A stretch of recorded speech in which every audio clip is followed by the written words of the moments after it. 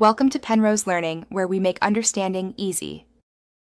You'll start by making sure the iPhone is ready.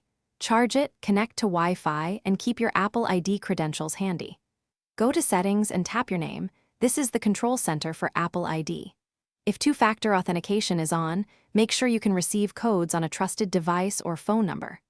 Once done, tap Sign Out to initiate removal or choose Password and Security to change credentials. This step both verifies you and prevents lockouts, which is why it's required. Now you'll perform the core actions. If you know the password, enter it to sign out and disable Find My iPhone.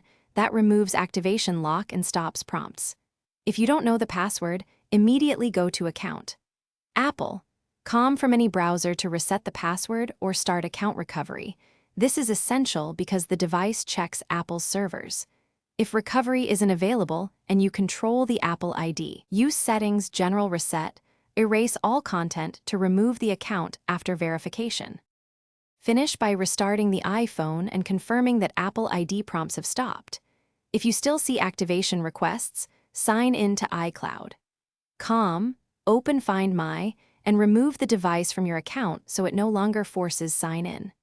If activation lock remains because you lack credentials, gather your proof of purchase and contact Apple support. They can remove lock after verifying ownership. Make sure to keep recovery contacts updated to avoid this problem. Thanks for watching. If this was helpful, leave a like and consider subscribing. See you next time.